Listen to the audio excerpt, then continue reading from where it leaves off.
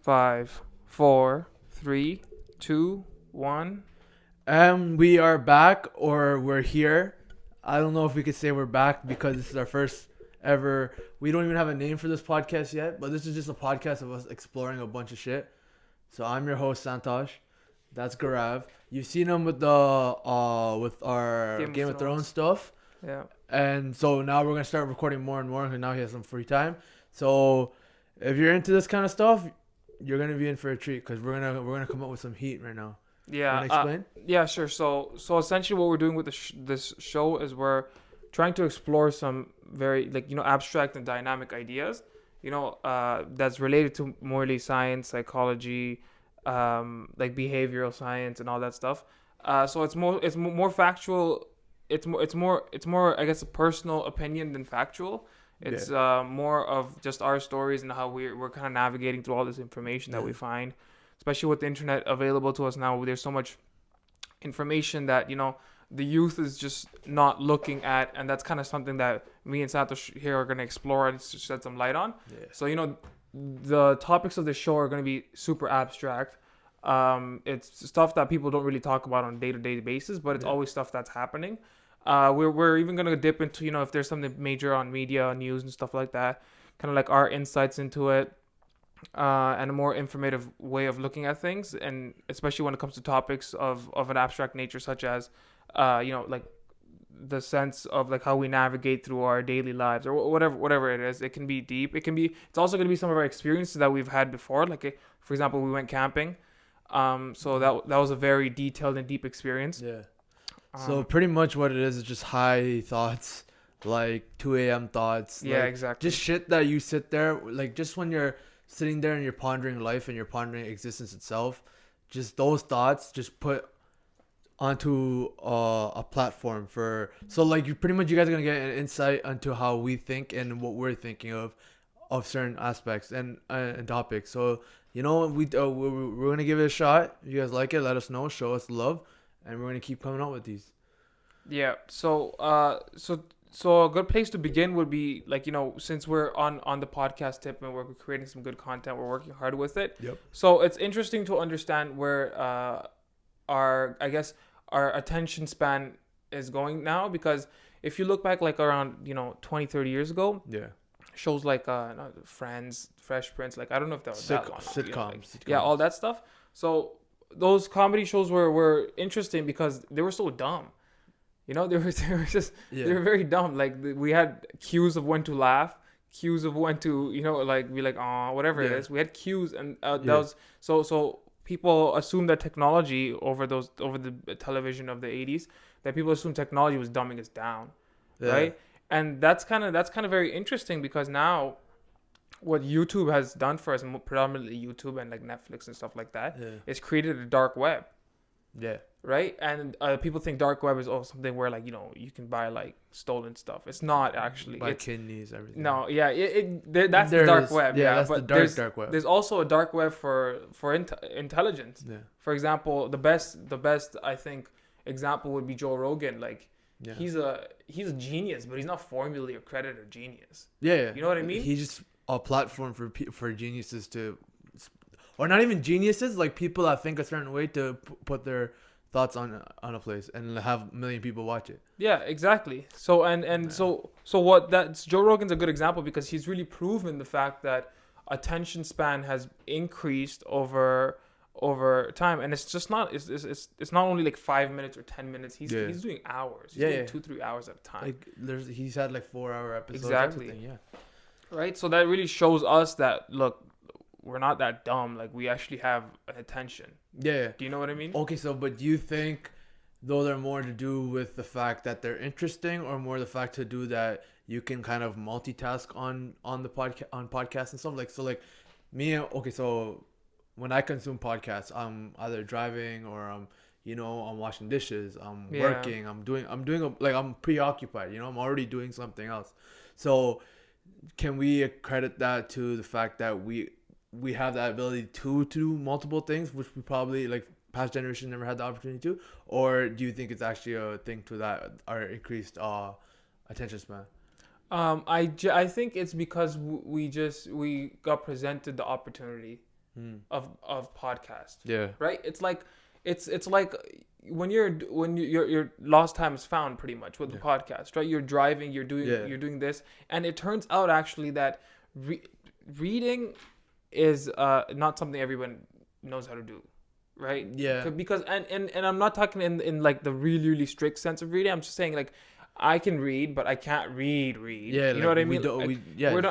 I'd never see like a person like myself pick up a book and read for a long time, but I see myself listen to podcasts that are very intellectually, Yeah. and I understand that, Yeah. right? So I think podcast itself, and this is actually a fact, has 10 times more of a market than YouTube. Yeah. Like the podcast situation itself. The podcast market is it's in its infancy right now, and it's like I think it's expected to hit like over $2 billion in like ad revenue generated in like in the next year or so. So it's like it's in its infancy, but like if you look at it in terms of like how fast if you compare it relative to how YouTube grew, it's at a bigger rate right now. Yeah. So there's definitely a huge thing for it. Yeah, exactly. And you can see people who capitalized off that, such as Joe Rogan, right? And so, such as we're trying to do. Yeah, we're trying to get to that path too. Yeah. So it's not only is it like, wow, we have an attention span of 2-3 hours where we can listen to a conversation and just like go on about it and actually learn stuff from the conversation, but the fact that we can do other things while learning is huge. Yeah. And that has a huge thing to do with computing power, right? Yeah. Because computing power, it doubles every year and a half. Yeah. Literally. So the processors in your phone, twice as faster ones come out every year and a half, right? Yeah. That's just how it works. Yeah. So, and that's allowed us to have massive gigabit files and massive like videos published and released in like a day. Like before you needed to go to a whole company and this and that would happen, but now we're literally going to release this probably by the end of like tomorrow. Yeah, and that's actually crazy because the time it takes now for me to render a 2.5 hour podcast is the same amount of time it took to render a 20-minute video like 10 years ago. Because like I remember I used to make YouTube videos 10 years ago, and we'd be sitting there for hours trying to think, and now I'm rendering maybe 10 times the content. Yeah. And it's just going way faster. So like it's exponential growth. Exactly, right? So it's interesting that we're capitalized. Like it's a good time to capitalize off such things. And like the saying that technology dumbs down people is, I think, one of the most like dumbest things I've ever heard. Ignorance. It's ignorance at its peak. But that's the dumbest thing I've ever heard. Yeah. Right? And I don't know much about technology, but I know that that's not what it does, because even if you look at Netflix, like how many hours was Game of Thrones? In total? Yeah, like 75. 75 hours of extremely complex narrative. Yeah. Right? Extremely complex narrative. Yeah. And people are like glued to it, and they're watching it like no tomorrow. Yeah. Right? So it kind of shows us that our brains really do have the attention span when it's needed. Yeah. Right? And that kind of that's very interesting to me. And so we went camping, and the camping experience was interesting. Like that was probably the weirdest experience I've ever had. And speaking of attention span and all that stuff, so I'm gonna like kill the elephant in the room about myself right now is the whole fact that I tried shrooms. Yeah. Right. So mushrooms are essentially, from what I've heard from Google and stuff, they basically grow in poo, like animals' feces. They decay, and then the fungus is the mushroom. First, give a background of if you've ever had any drugs or what your drug experience is, and how much of a jump this was for you. Yeah, that's a good place to start. Yeah. That's a good place to start. So essentially, I'm going to give a whole background of my drug experience right now. So alcohol was probably one of the first things. And alcohol is an interesting drug psychologically because, one, it kind of diffuses the scarcity inside of me to do something, and whether that be like talking to someone or going up to someone that I'm very intimidated by. Yeah. And hot girls is something that everyone's intimidated by. Yeah, definitely. Right, and we'll get into that after, the beauty aspect of a girl and how that affects us. But so alcohol helps you do that, and as a kid, as like in high school or whatever, that's huge if you're not used to getting girls. Yeah. And all of a sudden alcohol helps you get girls. So that was a big motivating factor for me to do it. Yeah. And essentially that's. A lot of people have tried alcohol already, but they don't know that it's probably one of the most dangerous drugs in the world. It probably is the most dangerous. Right? And alcohol also is the reason why there's I believe in the United States, out of all the murders done, 50% have been because of alcohol. Oh, wow. So it's huge, right? Yeah. And it gets you aggressive and it gets you all these things. So there's a very hyper drug because you're not falling asleep on alcohol unless you overdose. So it's a very hyper drug. So you're doing stuff, you're Yeah. partying, you're doing stuff. Yeah. And then on the contrary, there's marijuana, which I've tried, but I'm not really a huge fan of it. Um, and what that is a whole different kick in your brain, right? That really, it stimulates you to a point where you are thinking of things in great detail, but you're thinking of them in such great detail that the detail of that thought you're thinking about even more than the actual detail that you're thinking about in the first place. It's kind of like a complex thing. So for example, if I was looking at this microphone and I'm like, okay, I'm going to focus on this microphone and think about this microphone.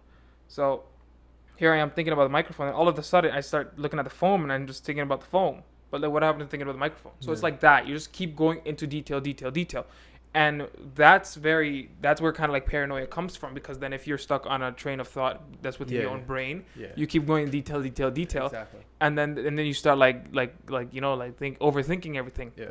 And I'm a person who likes to really get a grasp on what my thought patterns are on even on day-to-day situation when I'm sober.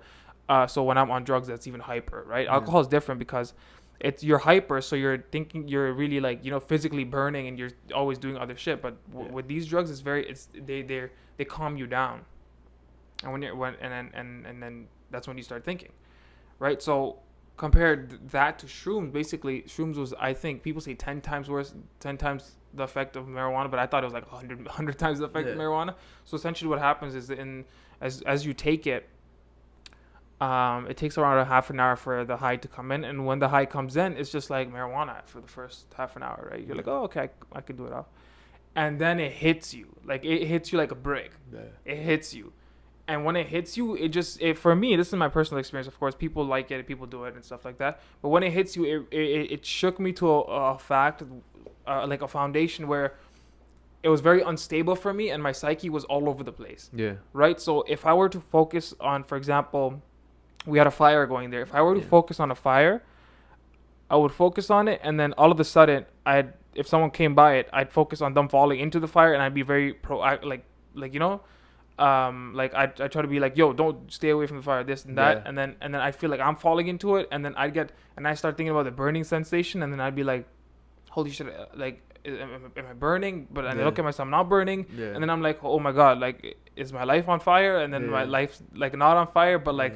Oh, like, am I okay? Like, no, I'm not okay. It's raining. Is miserable? Yeah, it's miserable. What am I gonna do? It's like, that's exactly the type of things that go through your head. And like, I don't know, you probably saw me where I was looking and stuff. My eyes were all over the place because that's like what I just explained to you was like one section. If I look at something, that's what I think. But like, that's happening everywhere because I'm looking everywhere. So it's super hyper.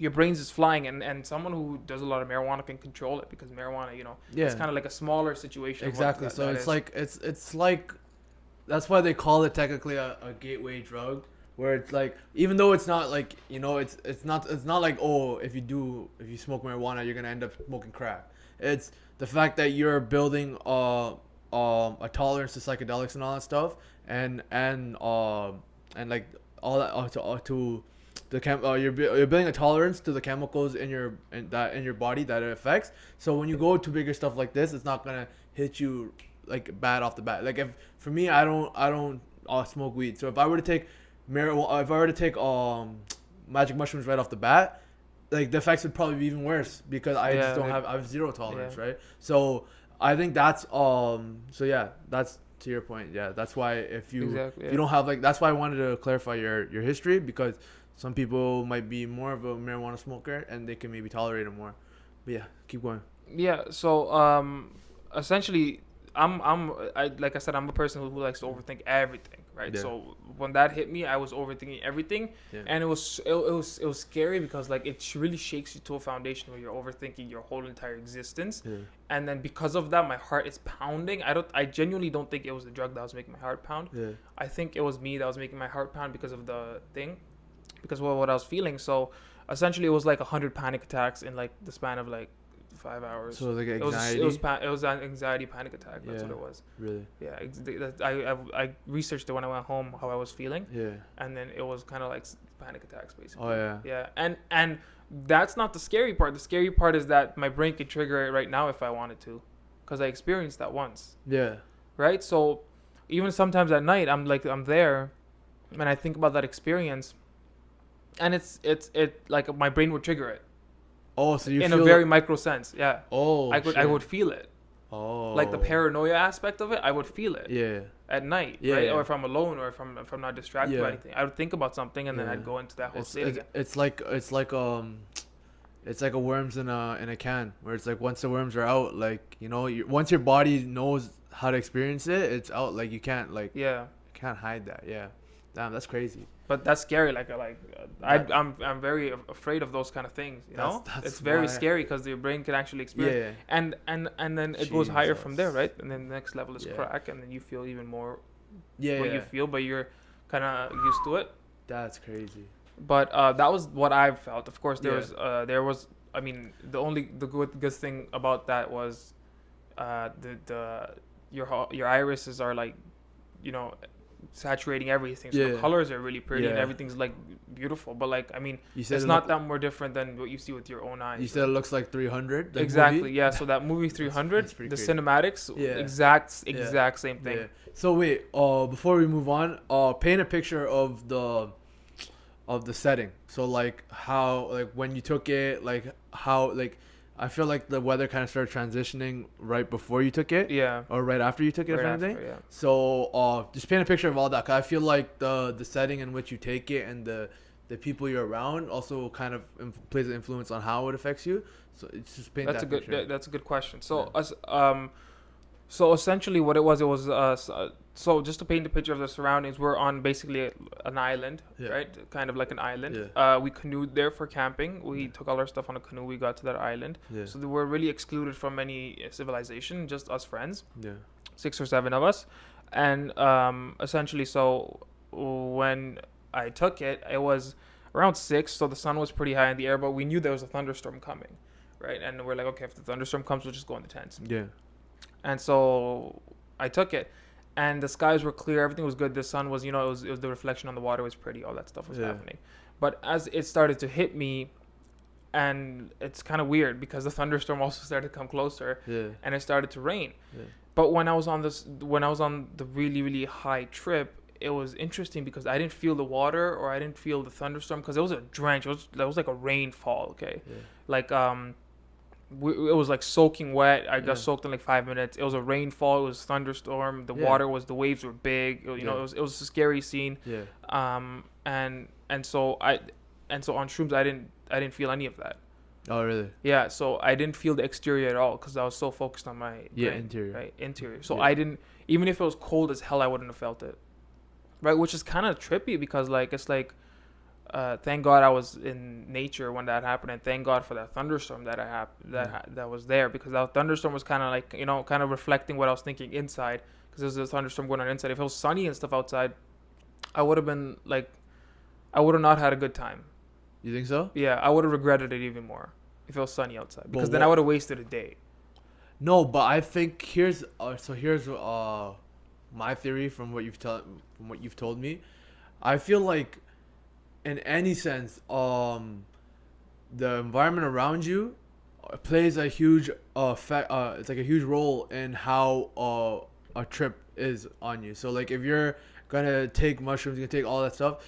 If you're in an environment, so like say you were taking mushrooms and like you were in a crowd, a huge crowd, and you didn't know anyone, I feel like that anxiety would be completely different. Like that's a different, like like the environment plays a huge role, because that dictates your state of mind from before you're even starting to take it. So it's already played an impact on, like, so like if you're already feeling like anxious, like, oh, there's all these people I don't know, like, yo, like what happened, I feel like it would just amplify that. Versus if it was like a perfect sunny day and like 5 of your closest friends were sitting around a campfire, I feel like that sense of calmness, the sense of, oh, like I'm safe, I know who I'm with, like I'm in a good environment, I feel like that might play a positive role on the trip.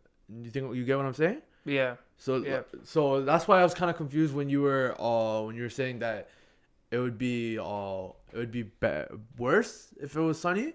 So Yeah. like, are you saying that based off purely like um purely like I missed out kind of thing, or are you speaking on like that's how you think the experience would, like, it would have just been a bad experience regardless? It would have been a bad experience regardless. Yeah. So I'm thankful that it was a thunderstorm. Yeah.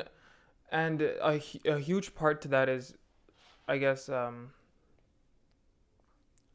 you need somebody there. If you're alone, it's Yeah. done. Like you're gonna like you're gonna panic, and you probably Yeah. have a heart attack. But you need someone there, right? Yeah. So I had like you guys there, Yeah. but as soon as I went in the tent to try to sleep, my head was cooking. Yeah. And when I say cooking, actually cooking. Yeah. Like I'm looking at the green tarp on the tent, and I'm just like I feel my body temperature rising, and I feel like paranoia coming in, and I'm Yeah. like, yo, I gotta get out of here. Like Yeah. I gotta get out of here, and so I got out of there. But the trip is long. It's long, right? So it's kind of like you have to go through it regardless. Yeah. And I felt and after analyzing that situation, I kind of realized that there was two parts of my brain in that moment. Yeah. One part was the negative emotion that kept that negative emotion is usually shown through emotional state. So Yeah. that's what was pushing me down and down and down.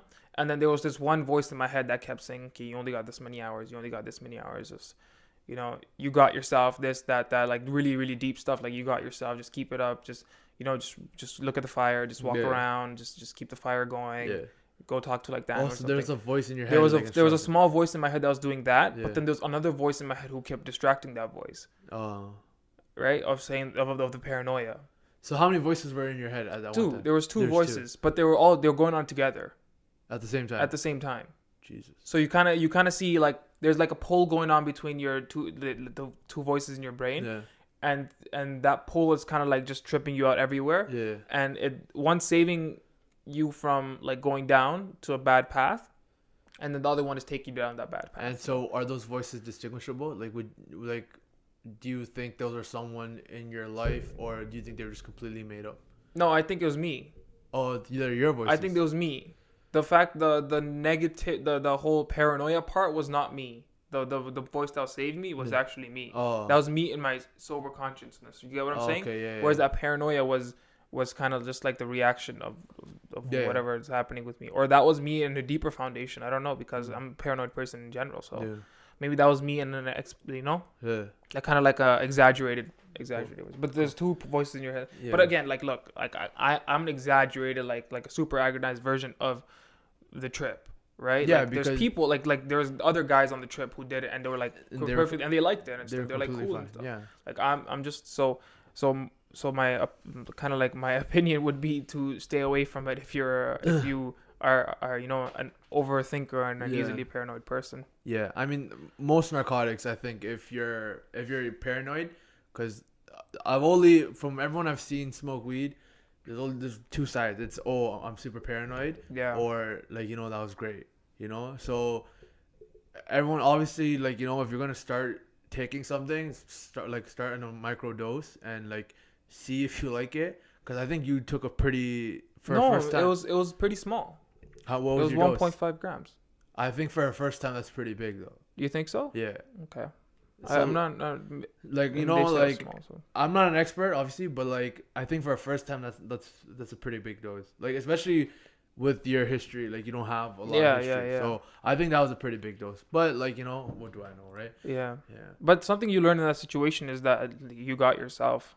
You know what I Yeah. mean? Like that's something I came out with a lot of respect for myself, because I'm like, one, I learned not to do something like that Yeah. again, and two, I know I got myself within my own self. Yeah. Right. So that was very interesting.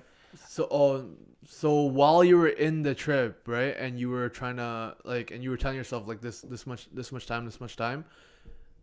How long did it actually feel like? Okay, so mine is like, if you did not have a clock in the beginning and the end, and you had to sit there and guess to me how long it took, that whole trip was, how long would you think?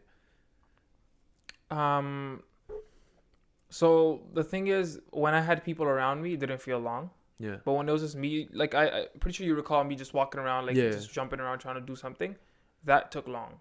because Yeah. that you're very attached to time in that sense. You know what I mean? Yeah. It's like yo, I gotta leave. What time is it? Like, how long this gonna last? Kept asking my friends how long it's gonna last. So it really depends. But if you don't have anyone around you, it's gonna feel like an eternity. But if Yeah. you do have people around you, then it won't feel that long. It'll just feel like regular And time. how long was the trip actually? Like 5 hours, 6 hours? 5.5, 6 hours. Yeah, that's long. Damn. But yeah, it's with these things, these kind of drugs are very, very like scary for me. But Yeah. I don't know if I'm just used to alcohol, but alcohol is not. It's really bad for you, obviously, but it's not as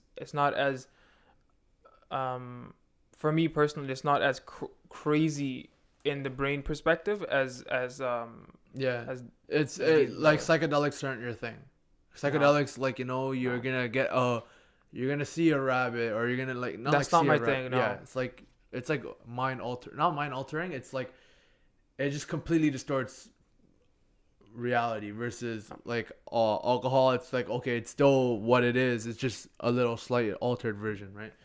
Yeah. yeah, I guess you're right. Alcohol's kind of messing with your it's making everything in your brain like you're just forgetting everything, Yeah, it's right? like You're no, not it's yourself. numbing. It's It's numbing. numbing. Exactly. That's exactly what Yeah, it is. It's yeah, numbing. yeah. You're numbing. You're numb to the surroundings. It That's what it numbs is. your senses. Well, this Numbs one them. you're not. This one you're actually digging into your surroundings. Hypersensitive. Exactly. So Hypersensitizes it. Yeah. I mean that was my experience with it, but it's very like malevolent experience. Yeah. Scary as shit. Like I would No. I would never do it again. Yeah. No. The first thing that caught my thing was the fact that there's actually an altering of like visually. Because to me, I like when people say mushrooms, LSD, this, that. Like the first thing you think of is like tie dyes and like just lots of colors and all that stuff.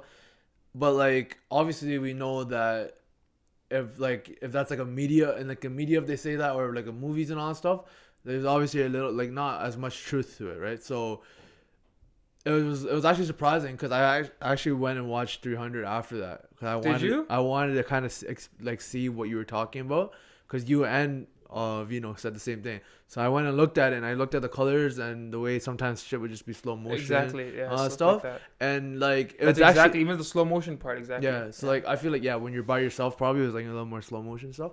But yeah, like that just to visualize that, it's pretty crazy. Do you think that's the and this is my thing about like drugs and all that stuff. Like these are the questions that come to my head when people take and they tell me their experience. Is it based? Were you seeing it? Would you say it looked like 300 because you had that in your head? Like that's already something you've already seen. So like it's like it kind of just like the drug kind of just triggered that from your brain, or is that, do you think, something that came from the drug? No, it's definitely something that came from the drug. Yeah. I didn't think of the example 300 until like after Really? I was But off like you drugs don't and think everything. like you watching it when you're 12 years old that the drug just pulled that out of your head? Like if you were to do it again, it maybe it resemble a completely different like thing. Or do you think that was just a drug? Oh no, it was just It was the drug. that, and that was my interpretation of what I was seeing, right? Yeah. Like, and that's the best example I can correlate Yeah. it to. But it was like that scene where there's the water is rocking and there's a storm behind Yeah. and the guy's standing there. Yeah. That's exactly how I seen that. Like exactly how it was so Yeah. scary because Yeah. like the water was rocking. You guys were in the tents, but the water was going like that. Like it was Yeah. everything is just super super like I guess vivid and Yeah. and You slow. should have tried eating. I didn't wanna. I didn't eat that night. Yeah, no, but I'm saying like you should have tried to see how that felt.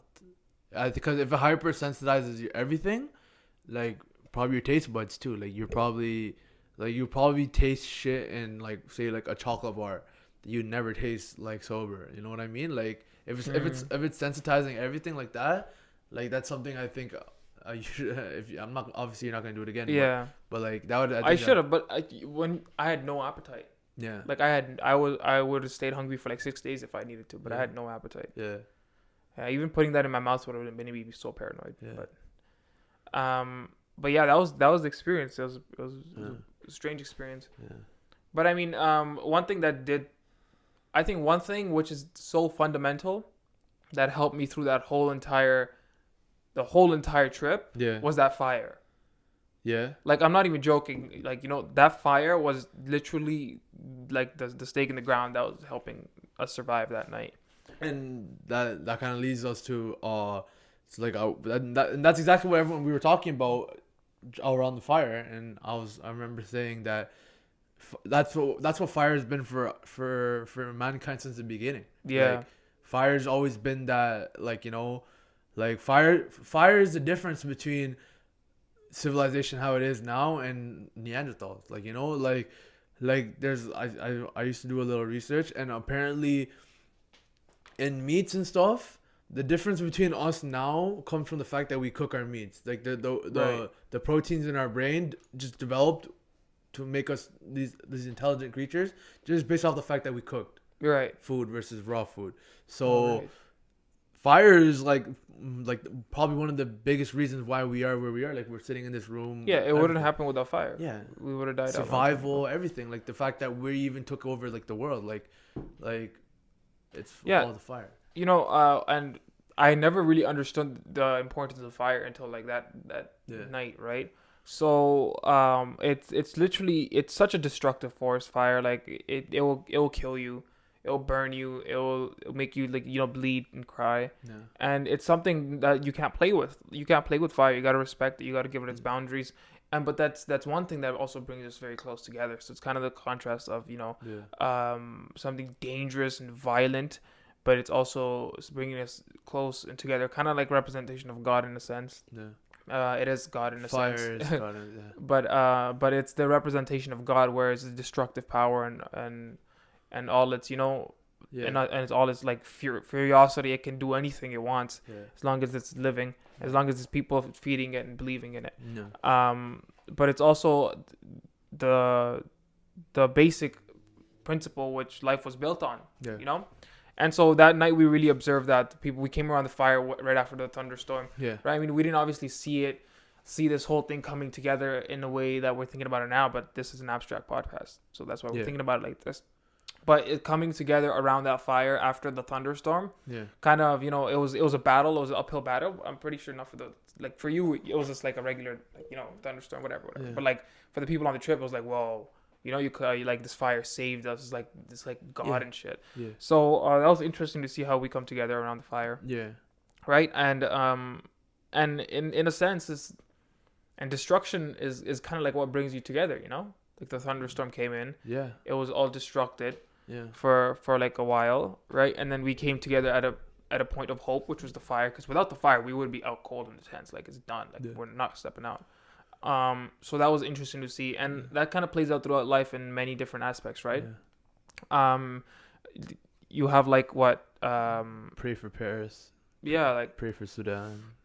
Everyone just prays. Everyone's praying for something. Like, every time a tragedy happens, it's Exactly. pray for this, pray for that, and that's what symbolizes kind of like everyone, like, after the thunderstorm, everyone coming out, surrounding on the fire, yeah, holding their hands Candles. out, like, holding their hands out and like trying to get warm. Like, it's not direct worship, but like you're feeding off the energy that the fire's given, and Yeah. that's, if you think about it in a symbolic sense, that's kind of how relationship between man and God works, right? Yeah, exactly. And even, and since you're speaking like out of a symbolic sense, it kind of goes deeper than that, because in between a family there's friction, Mm. right? Like, there's family members that you're like, oh wait, I wish she died. Like for a moment you'd be like, oh, but like when she died, you'd be devastated. Yeah. You know what I mean? So you don't really wish she died. Like you just have a friction between your family Yeah. members, Yeah. and it's, you still love them and stuff. So Yeah. that friction is also kind of the heat that a fire brings. You know what I Yeah. mean? And that's very interesting, because that's in every relationship. There's friction. Without friction, there's no fire, right? So so that's very symbolic to think of it like that. Yeah. It's also very interesting to see that the representation of fire is burning and suffering, right? Yeah. In many different places around the world. Like, Yeah. if you are to if you're gonna sit in a fire, you're gonna burn. Yeah. Like, everyone knows that, Yeah. right?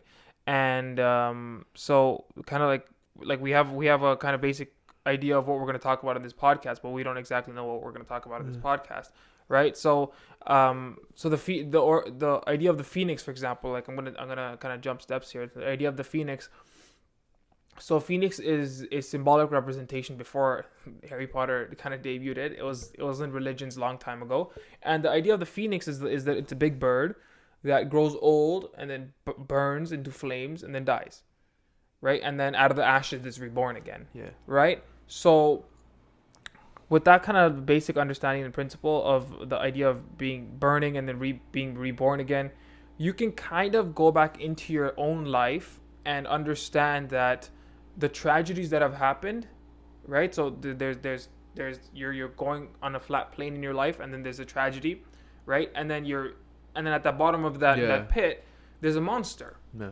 right? There's a monster at the bottom of that pit, and Yeah. there's a monster at everyone's Everyone's. everyone's life. There's a monster, Yeah. right? And that monster is dark. He's angry. He's furious, and he wants to basically strangle you till you can't breathe, Yeah. right? And then after that, after you defeat that monster, you're coming back up and you're being reborn into a peak that was higher than what you were before, Yeah. right? And so there's literally a monster that's waiting at everyone's life and everyone's pits, and you can kind of see that in a symbolic representation of movies and more and like stories and more archetypical stories, where there's, for example, a movie like Harry Potter and the Chamber of Secrets, Yeah. right? So there's a serpent that's underground in the basement. There's a Yeah. serpent that's waiting, and that serpent and it's such a beautiful representation of that whole thing. Once I heard it, I was like, whoa, this is so beautiful. Yeah. So there's a serpent in the basement, which is the monster in the basement that's Yeah. in everyone's basement, Yeah. right? That everyone's scared to see, and it's like, whoa, I do not want to like go to that monster because I'm gonna like suffer, Yeah. burn, and die.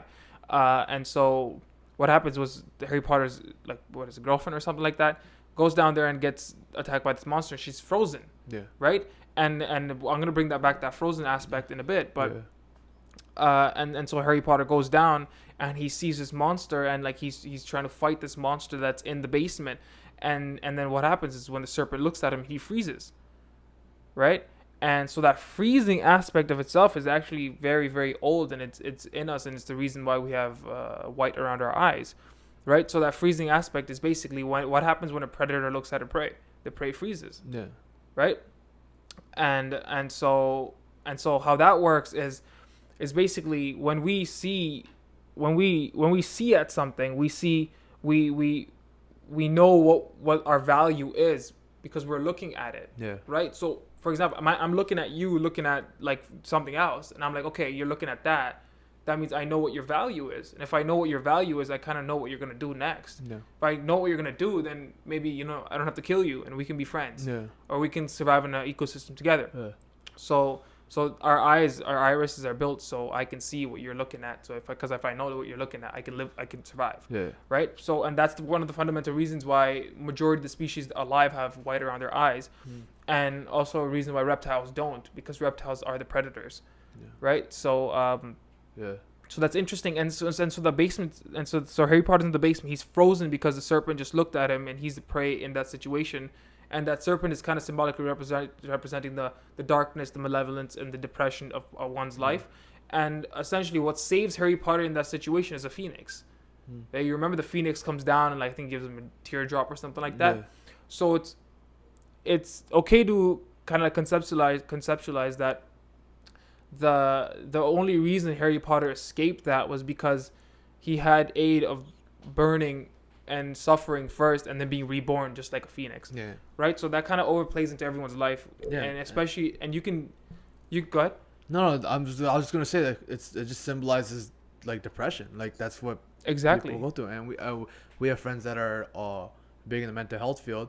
I talk to them all the time, and just like that's exactly how people like sleep paralysis, depression, all that stuff. Like that's exactly how people feel. Like it's not even just like people like that haven't really gone through it always like assume that it's a emotional pain, like you don't feel anything, but there's like that emotional pain is strong enough to have that physical feel to it. Exactly. So like all of that is it's like all these movies and all the way and all that stuff they all come from somewhere. Like that author had to have gone through an experience and and pretty much he painted that picture of his experience into Exactly. a serpent and a phoenix coming Yeah. and saving it. But that was something that probably symbolizes a point in his life that he felt something, and that's how he just made it into a movie. Or J.K. Rowling. Yeah, exactly. Yeah. So these ideas Yeah. of like, you falling and something saving you, and that saving has to do with you more than it has to do with whatever is saving Yeah. you, is archetypical. Like, it's been, or those stories are ancient stories. Yeah. They're just in different forms and Yeah. stuff like that. Those stories are very ancient. Yeah. So you can kind of see, like, okay, so in my life, I've gone through depression, right? Like, not in, like, my, of course, my life too, but like, I'm just saying, in general sense, my life, I've gone through depression. I've gone through this, that has knocked me off my legs, like knocked me off my legs. And one of the things that, like, like, for example, you and I both know very well is like when a girl leaves you, Yeah. right? When like, for example, when like breakups happen or whatever happens, yeah. right? You're knocked off your feet, like Yeah. you're devastated, Yeah. right? And in that point, you even know, and you even tell people, like, where am I? I don't know where I am. Yeah. You know what I mean? Like, I don't know what's happening, right? And that's because you have no sense of your past, because your past expectations and everything that you've built in that relationship have just got blown out of proportion. Your present, your psyche's messed up, and your future, you have like no idea where you're going, Yeah. right? So that's dark, that's Yeah. deep, Yeah. and that's the monster that's in the pit, and that's something that everyone's scared to go into, And that's what you have to fight against. and that's what you have to fight against, right? Yeah. And so it's interesting to see that every single time you're on a peak that comes up, you're gonna have to fall back down. Yeah. That's just how life is, right? Life is, you're always trying to work towards a utopia where, like, the paradise dreamland, but you're just never gonna get there, and that's the scary, and that's the Yeah. that's the malevolent part of life. Like, Yeah. it's just you're screwed no matter what you do. It always balances itself out. Exactly, you're screwed no matter what you do, and that's life. It's misery, it's depression, it's all these things. But Yeah. in those misery, depression, all these things, it's kind of a path that's created between where you are and where you're gonna be when you die, and Yeah. that path is literally, and I think, the importance of life in in a grand scheme of things, like looking at it from the top, Yeah. that's what you should live by, Yeah. right? It's because you're gonna have goals, you're gonna get to the goals, but you're not gonna be satisfied with those goals. That's not how you work. You want more, right? So you just have to keep going and going, and to understand that it's kind of like a wave function, and you can actually measure the frequency of when these things happen and calculate what how stable your life is. Really? That's very interesting. Yeah. How? So, for example, you can kind of see how many times you're going to face that monster in the pit. You can Right. see that? You can reflect on your own life and see it. Really? Yeah. So you think about it. Okay, let's we're gonna have a brain experiment. Yeah. So if you can think of every time you've been knocked off your feet because something tragic happened to you, so Yeah. like a girlfriend, Yeah. family member died, Yeah. something malevolent, like car crash, and that hit you back into trauma. For me, one of those experiences was the trip, right? So like all those things, you can calculate how stable you are in situations such as that, Yeah. right? And the stability of that kind of gives you an idea of how good you are with navigating through your negative emotions. Yeah. You get what I'm saying? But of course, we're young, so not much has happened to us. But if you're old and you're married for 20 years and that sets up, like, you find out that the person has an affair Yeah. for like 2-3 years, that's a kick. Yeah. You know what I mean? Yeah. So all these things are kind of related to each other.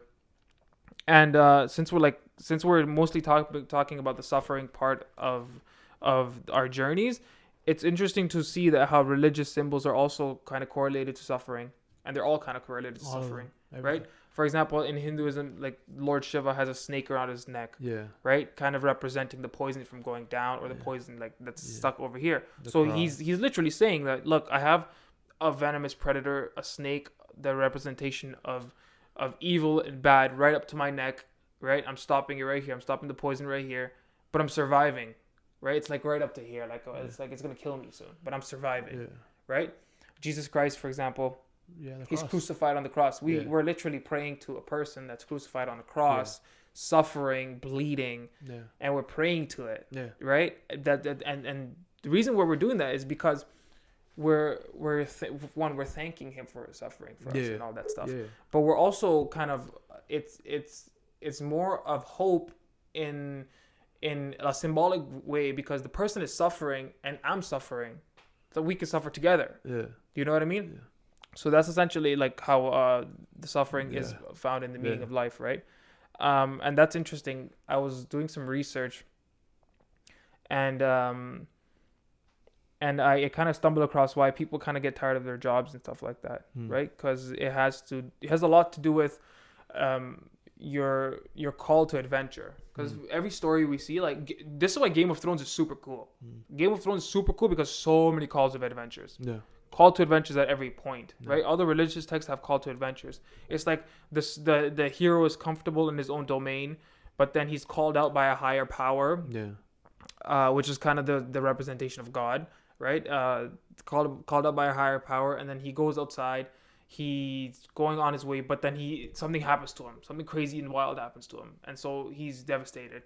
And then he gets back up on his feet and he continues the path until he gets wherever he is, right? So this call to adventure, leaving your comfort zone. That's where kind of the idea of leaving your comfort zone comes from, because that's the most important thing of life, is like call to adventure, right? And I haven't discovered mine. Like it happens every day. Yeah. Like I just don't know what's happening. Yeah.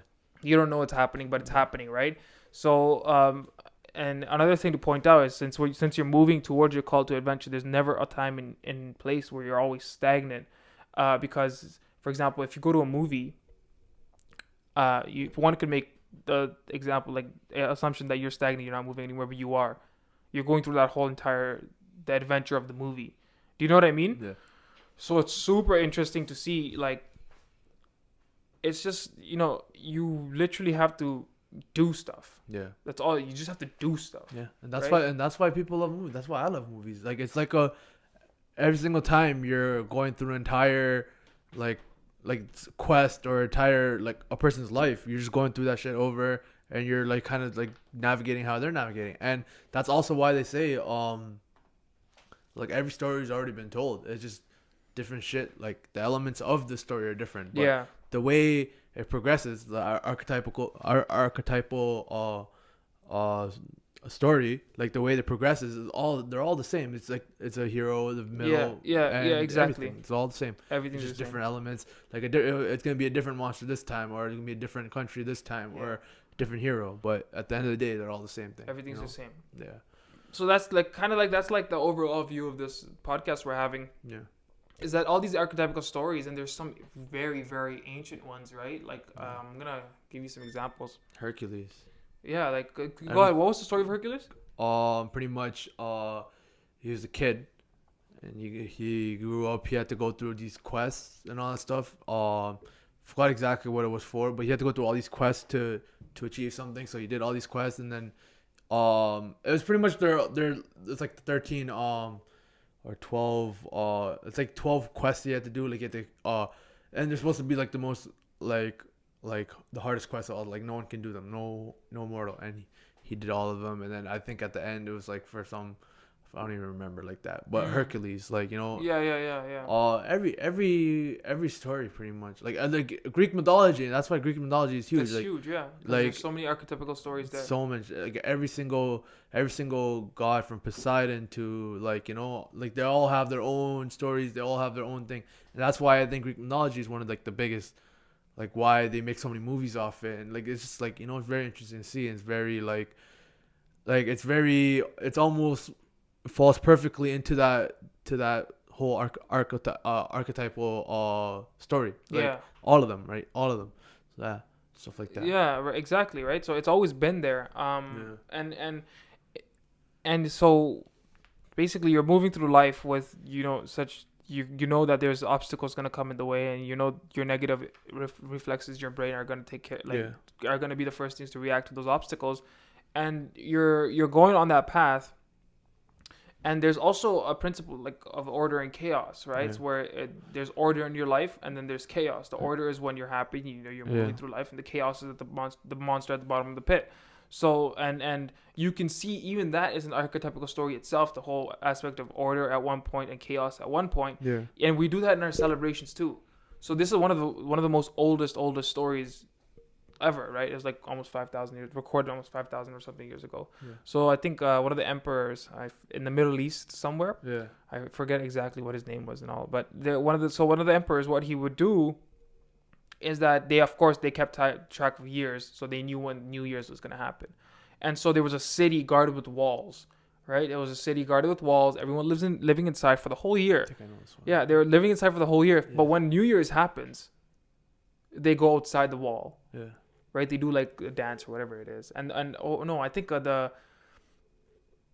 something like that. Or the emperor had to do something outside of that wall that was, like, whoa, Yeah. like you did that, like fight someone or something like that, right? Yeah.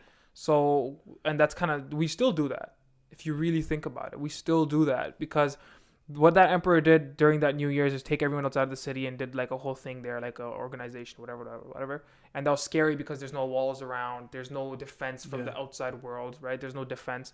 So we still do that in New Year's because we have order throughout the year, and then there's chaos New Year's Eve, and then we're back to order. Yeah, everyone does the craziest thing they can do on New Year's Eve. Exactly. New Year to refresh. There's chaos, exactly. And then after that we have, this is what he does. The emperor basically goes to that place, and he makes vows of what he did that is bad as an emperor, and what he did that was good for the people as an emperor, and what he will do better next year, right? And we still do that to this day. We make our New Year's vows and all. New Year's, what are they called? Resolutions, vows, all that stuff, right? So we still do that, and it's so interesting that archetypical stories like that live on through to years. And we think Fast and Furious is a good movie. Yeah. There's a story to everything, man. Everyone has a story. Everything is a story. Everything is a story, and there's an argument made actually that that your life, what you think your life is an actual story.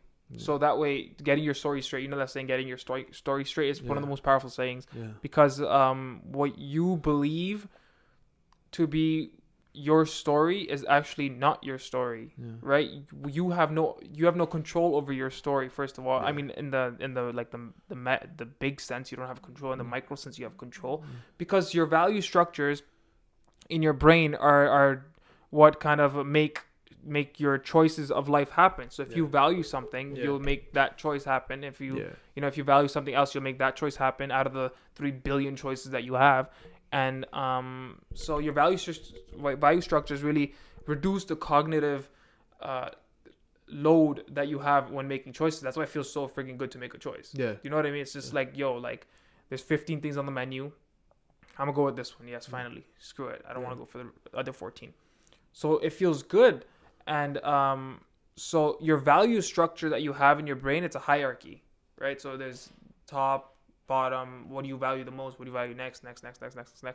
And so when you kind of like, when you make the decision of, for example, life partner, right? When you make the life partner decision, you both are respecting the boundary, and this is why relationships actually kind of work, is because you both are respecting the boundaries that none of you guys will betray each other.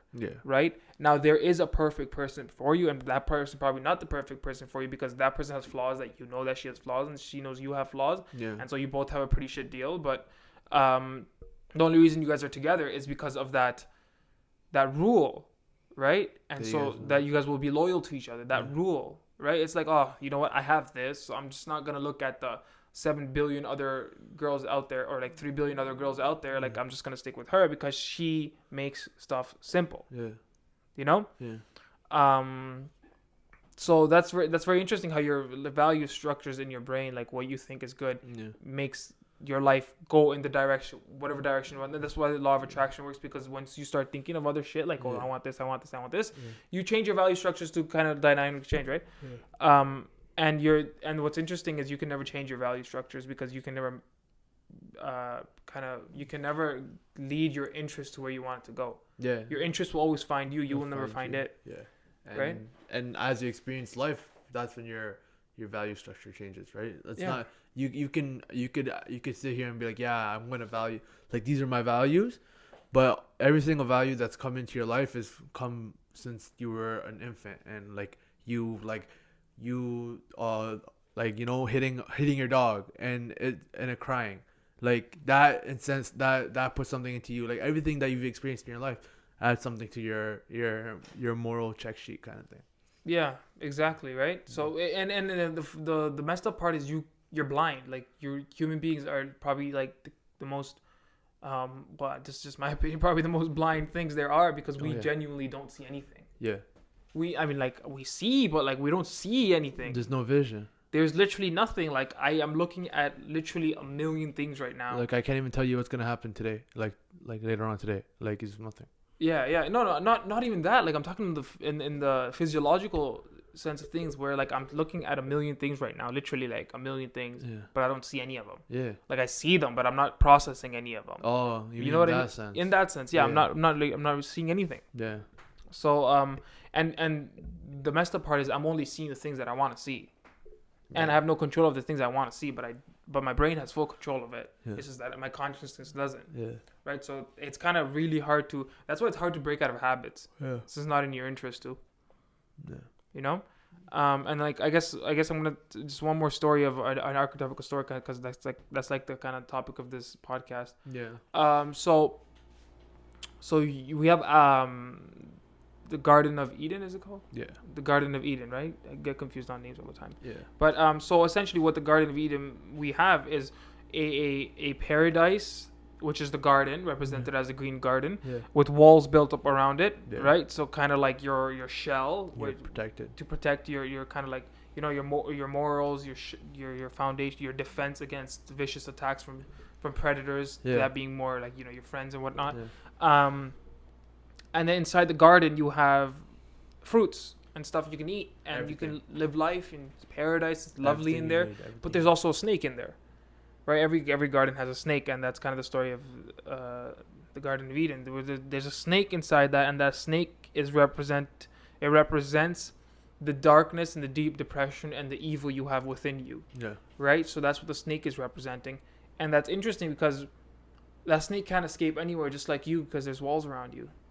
Right, so that's very interesting to see how there's always that serpent inside you that will trigger at any point and take you down into the depths, right? Yep. So it's very and to take care of these things, you have to be very proactive. For example, you just went through depression, right? And that's because you and your ex broke up, you and your Yeah. boyfriend broke up. You went through depression. But after you got over that depression of confused chaos and malevolence and badness, after you got over it, you went back, and everyone's done this. You went back and you looked at every single situation where you kind of missed the clue that depression was going to happen. It's like, oh shit, yeah, I remember her talking about this guy.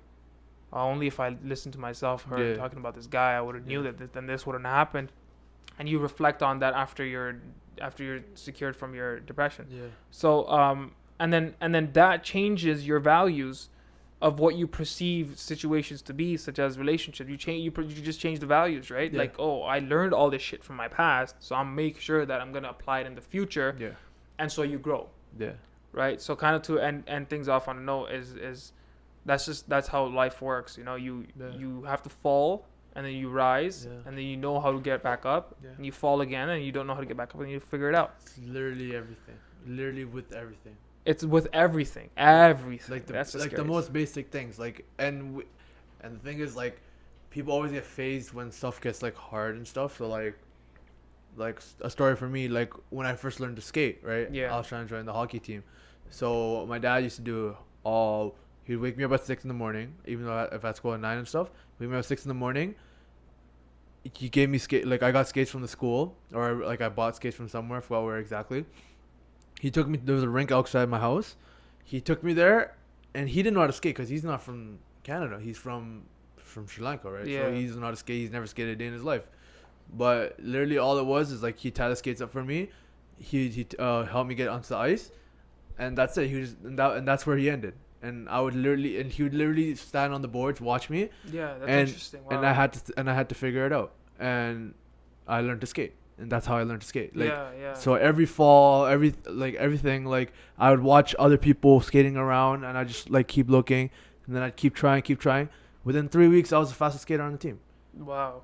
Okay. And these are like people, and there are people on the team that were skating from since they were a kid, right? Like they have families that they were teaching them how to skate because they're like, like that, like skating was like part of their, like their life beforehand, right? Me, this was the first time I ever had skating. No one in my, like, I literally just broke like centuries of family thing where it's like they've never even probably seen ice, right? Yeah. And I'm like the first one of like a bloodline to step on the ice, and then within 3 weeks, like, you get it.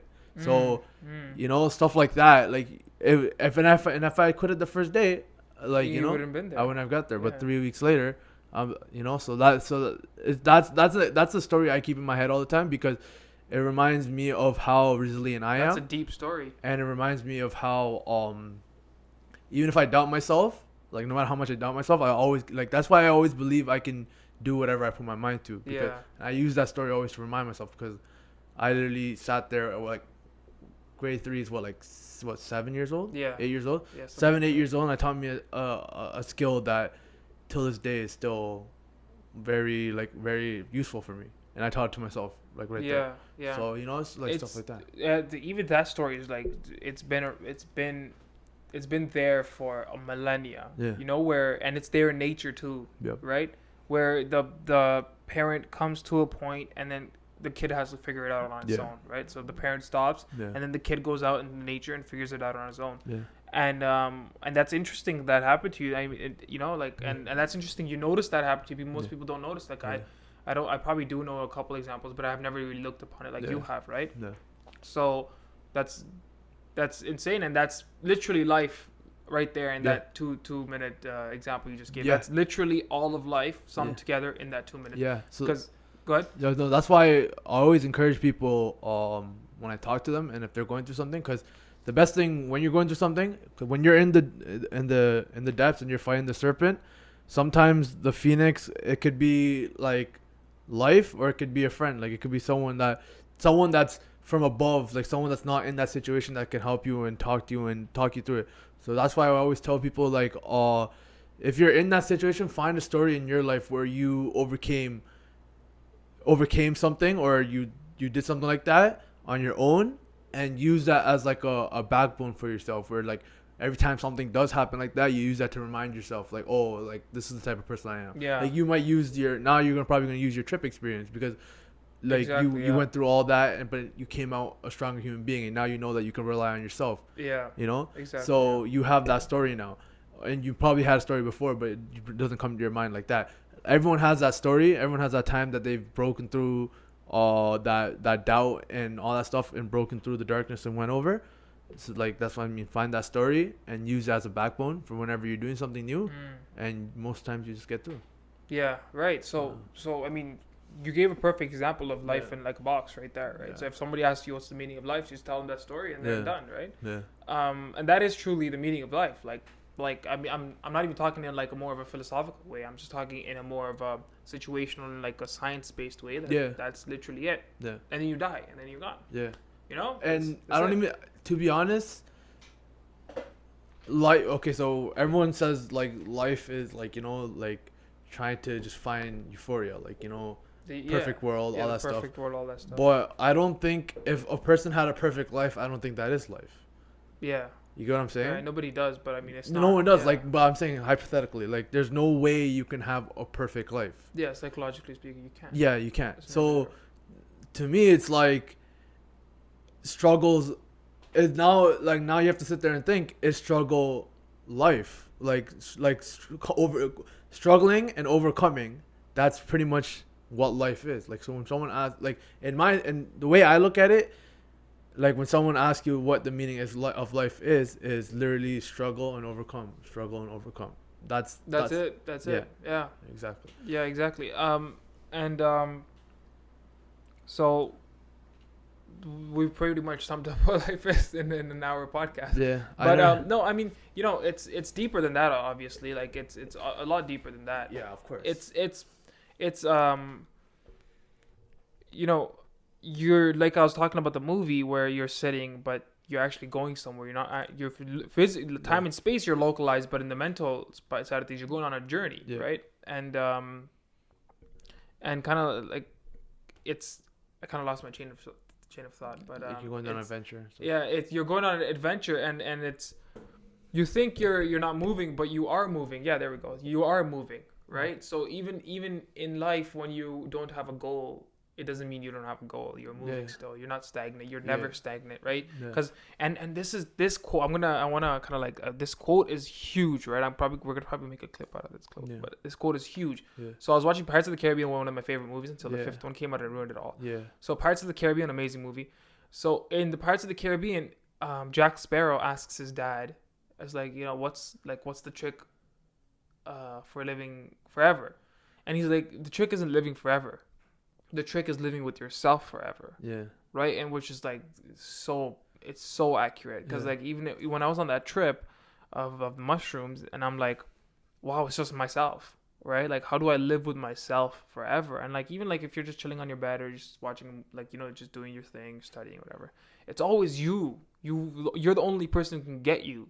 You're the only person who will understand you, and you're the only person who will be there for you. yeah, And that's huge, and that's something people have to come out and find out. And that's something that really motivates me to kind of create this kind of content yeah, where people have an idea of abstract understandings of their own brain, and they can kind of navigate through life in a different uh, perspective than they already are. yeah, And it's interesting because you can kind of see a person's expectation and values by the way they behave. yeah, If they're very agreeable, then you'll know that that person can be easily hurt, and so you want to not hurt that person. Or yeah, if they're very like hard, and they know what they're doing and all that stuff, then they have their value structures organized in a way that their defenses are high up, and it's not that hard to hurt them. yeah, And so even when talking to other people, you can kind of get a grasp of what kind of person they are, because we have mutual friends who are very agreeable, they're nice and all that stuff, but they're the ones who also catch the most feelings. yeah, Right? So 100%. so it's kind of, everyone's life is different, and everyone Yeah, needs to come to an understanding of responsibility, because responsibility is the key. yeah, The more responsibility you put on you, the more burden you have on you. The more burden you have on you, the more stronger you get when carrying it yeah, throughout life. So yeah. that would be kind of like So yeah, burden's just a way. Burden's just a weighted vest, you know. Like the more weight you put on that vest, the stronger your calves are gonna be, and then once you take it off, you're gonna be running like you run up mountains if you want to. You know, that's just how it's all it's it works. it's interesting, no? Like, even Yeah, like your analogies and the rules of physics and the like rules of biology are Every, all everything interconnected into everything like ties this together. perfect fabric. Yeah, And I guess that fabric itself is what we yeah, experience, right? because I mean they're all parts of life. Like obviously they're all parts of life, like biology, the way we think, psychic, like everything, right? So like, and there's all like emulation, like, and that's why like sciences have always interested me, is like the fact that the rules of science and rules of like everything, like there's no part of your life where that breaks the rules and it works out the right way. Everything, all the rules are they all work out in the same way in every single aspect of your life, and religion, everything. Like, you know, Yeah. and that's one of the reasons science caught my mind at like when we were doing it in school. You'd be learning shit, and me, I'd be sitting there. For me, the way I would pick stuff up like that and learn, I would just connect it to stuff in life, Exactly. and like so like That's the best way, yeah, right? exactly. So when you make that example, you've pretty much learned it. And so that's why I love science and I hated math, because math I couldn't do that. I couldn't make that connection with something Connection, else. because it's To me, exactly. that's why I always sat there and like, yo, like math is so like bullshit. Like, who the fuck needs this, right? Yeah, math is important, but I've never found that connection with life. But with science, I've always found that connection with life, where it's like this has to go through this to go to that, and that's how it ends up.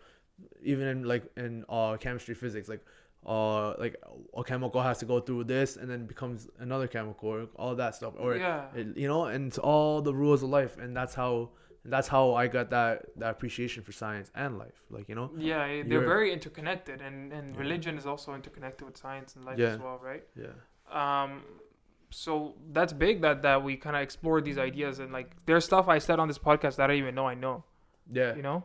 And Um, that's the crazy thing, and that's kind of why I think we've been wanting to do this podcast for a while. Like, sometimes when you just talk, exactly, yeah. you subconsciously, there's so much stuff in your subconscious that you have no idea. Like, like I did not know I was gonna share that story about me ice skating, but as soon as we were talking and I was talking, it came in the flow, you know, and that's probably something you didn't even know about me. Yeah, I And didn't. you Yeah. know, there's a lot of stuff that as soon as you start talking and get it out there, it trails into more and more and more and more and more, and Yeah. that's when you start discovering, oh, I knew that, oh, that was in my head somewhere, that, like, you know. So like, instead of just literally sitting there in your bed or sitting there at home and just thinking about a bunch of stuff, because thinking is good, but you're always going to scratch the surface, because Yeah. when you're thinking of it, you're not okay. So if you're pulling out a piece of toilet paper, if you're looking at it, the toilet paper is not going to come out, like, so you can't get to the next piece. But Mm-hmm. if you keep pulling it and pulling it, like if you keep talking about it, you're pulling it, you're going to see the entire roll, and you're going to see everything you have. Like a toilet paper roll looks small when it's all closed up, but when you pull it out, you see It's a how long long it roll. goes, you know. Yeah. That's exactly That's a what good analogy. Yeah. that's exactly what talking about it does. It's like you get to like watch that trail go, and you're like, oh shit, it's actually like 100 feet long, like, you Yeah, know. you I just didn't- it's yeah, you get a lot of, and that's the initial reason why I wanted to do a podcast in the beginning, right? Yeah. It's just to talk about ideas and kind of explore them, kind of like bring them out, because now that we've vocalized our ideas yeah, in our own heads, it's stronger to say it when somebody's talking about it, and we Yeah. need to talk about it, yeah, right? It's stronger yeah, because just because I know I did it once, I can do it Yeah. again. It's like that type of situation. But so I think we've pretty much covered all the kind of ideas Yeah. that we wanted to cover in this podcast, right? Yep. Um, yeah, it's all about defeating the dragon, right? Yeah, and the crazy thing is, now that we have it somewhere, Mm-hmm. it's good that we can, like, we have it. So it's like, have you ever had that dream where it's like it's like probably the best dream in the world, but you can't, if I asked you what it was, you can't tell me? Yeah. It's kind of exactly what it is. We have like, we pretty much, what we did is we woke up, we recorded all our dreams, and we put it down on a thing. Mm. And so now, if we're doing this 3, 4, 5, 6 years from now, we can look back at how we thought on this original thing, and, you know, it's kind of like it's like those dream journals that people have, where It's it's kind like, of we're making imprints of our psyche onto, like, I Yeah. guess, onto the media, just to see how we reflect back into in the yeah, and future. it's not even that, we're making room for new ones now. Yeah, Because now we have, exactly. now we've put that onto something, like we've put it onto a piece of paper, we've put it onto a video, like, you know, Yeah, it's out there. Now we're making room for more, like, you know, we're running that extra mile on the treadmill so we can eat that steak dinner later on, like, you know, that's what we're doing. But yeah, Einstein said it the best. You know, he's like, why remember stuff when you can write it down?